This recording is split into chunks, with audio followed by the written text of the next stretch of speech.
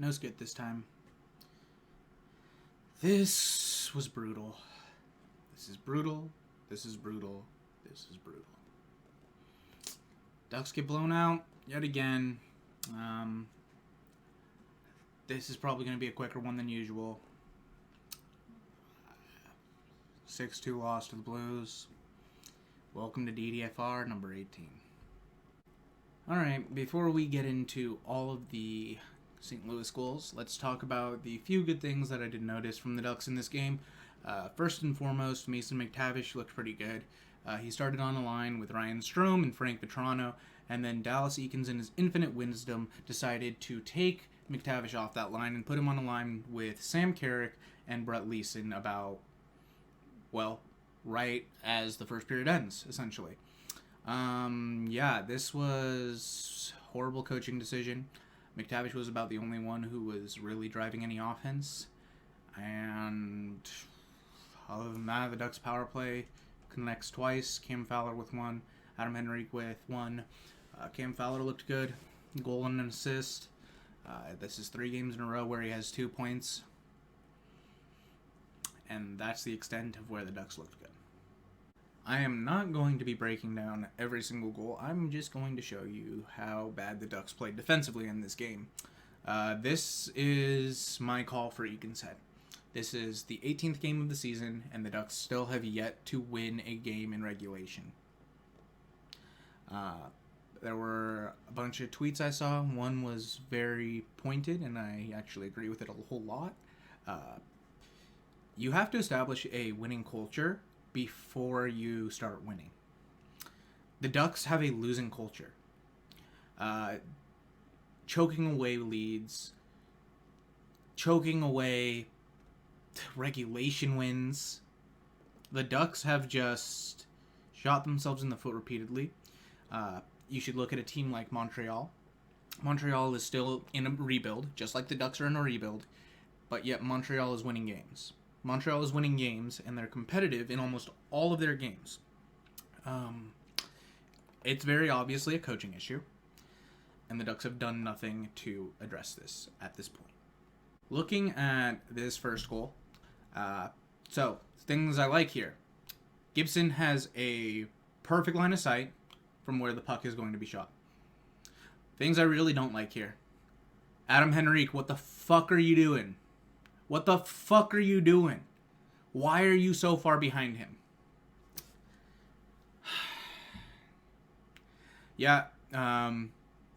So Noel Achari comes into the slot as Falk takes a shot, redirects it past Gibson. Henrique needs to be on top of this player sooner and tie up his sticks sooner. Unacceptable defense right here from Adam Henrique. I like how he plays offense, but the defensive structure is horrendous on this team, and it's only getting worse. As you can see at this point, Ducks are getting outshot 15-3. They were getting dominated this whole game. Right up until the end of the third period, they were getting dominated this whole game. There are 4 Ducks around this puck. And yet, somehow, Robert Thomas gets a hold of this and then finds Pavel Buchnevich.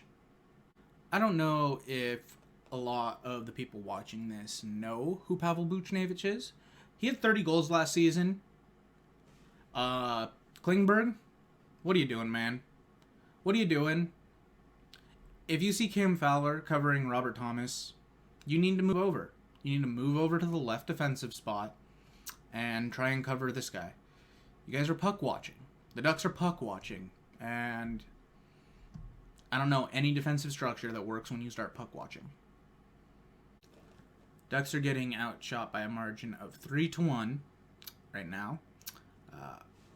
And funny enough, in this screenshot, Ducks have 3 players covering 1 man.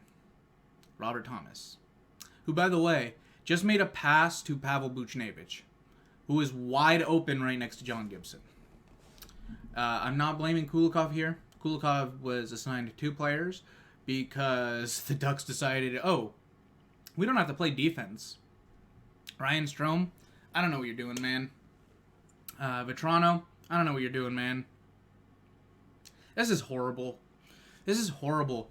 Like, Buchnevich, yet again, 30 goal scorer, so little backhand, forehand, backhand, roof. Horrible. Horrible. I mean, Benoit tries to get over. He's not getting over in time. Not Kulikov's fault. Not really Benoit's fault. This is a defensive structure breakdown from the forwards. Ducks turn the puck over. Leads to a 2-on-1.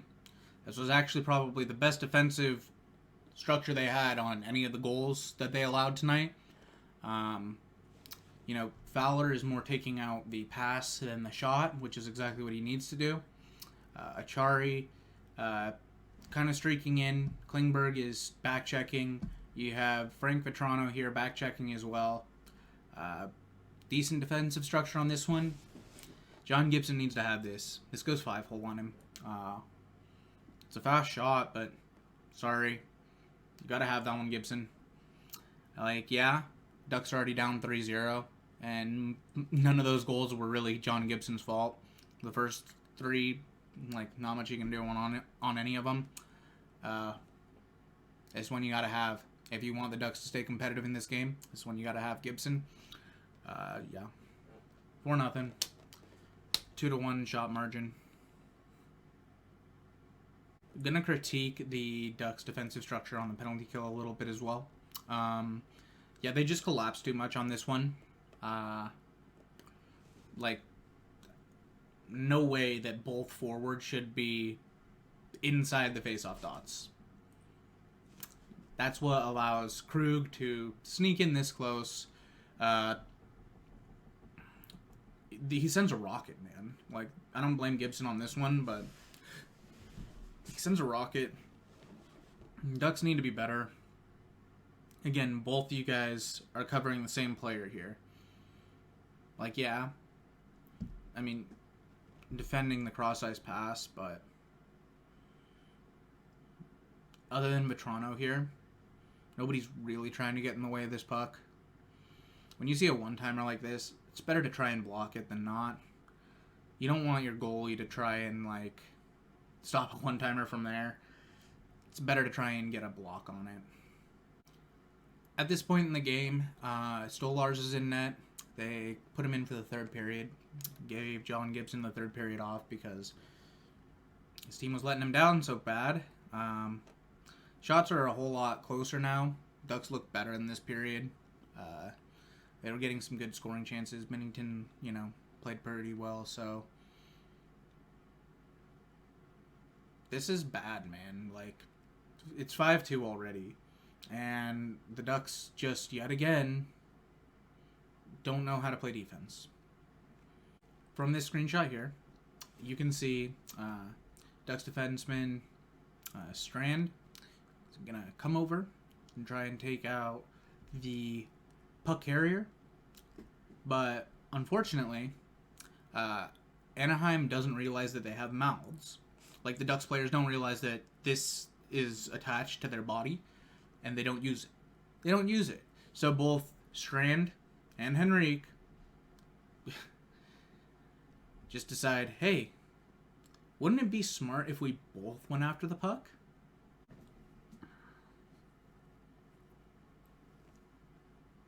I really don't feel like I have to tell you what's wrong with this. When both Ducks defensive players go to the puck, guys, that's Robert Thomas. He just signed an 8-year, $7 million per year contract. He got that contract for a reason. Guys, what do you want Anthony Stolars to do? I love Troy Terry. He's gliding. At this point, he's gliding. Yeah, this is Adam Henrique and Austin Strand's fault. And, Terry's gliding. This doesn't look good. This doesn't look good. This looks even worse. 6-2 final.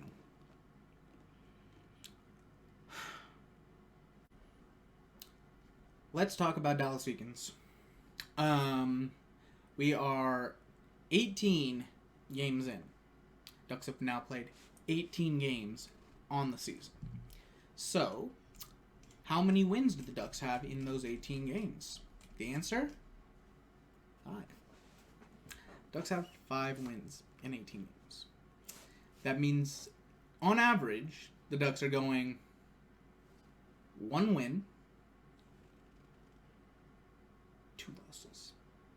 1 win, 2 losses. 1 win, 2 losses.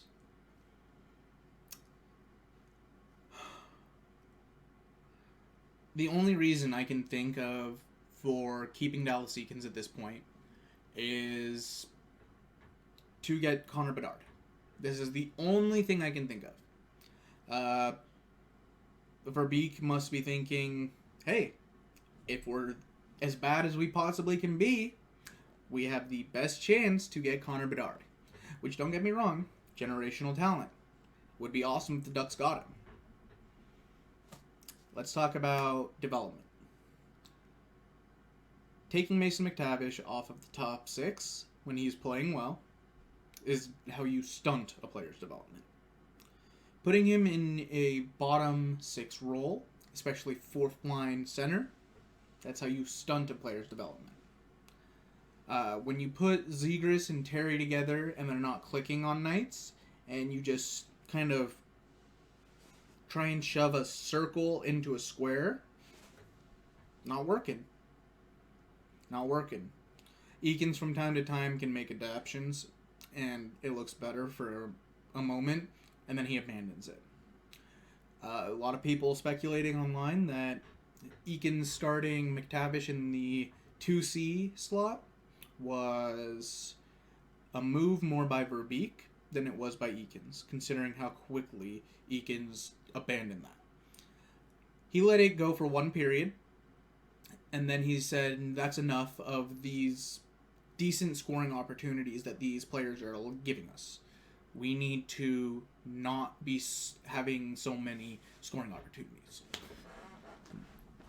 That's the only thing I can think of that went through Dallas Eakins' head. Is, man, McTavish looks too good with Strome and Vetrano. Let's get him out there with Leeson and Sam Carrick instead.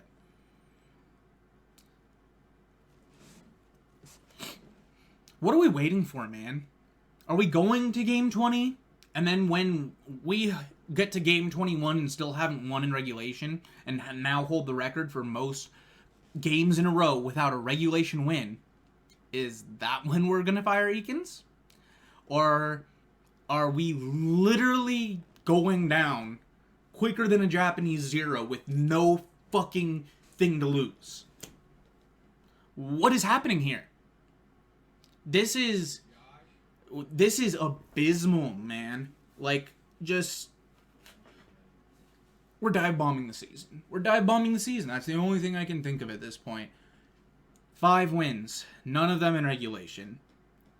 2 more games until game 20. We have game 19 next, and then we have game 20.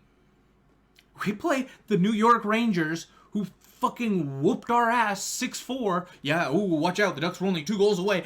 They controlled the game the whole fucking game. And then we have the Blues again. The Ducks are bad, and it's not getting any better until they make a change with the coach. Ducks actually go back-to-back with St. Louis. They're playing in St. Louis again. Monday, 5 p.m. Pacific Standard Time again. Blues looking for win number 7 in a row. Anaheim looking for regulation win 1. Let's see what happens.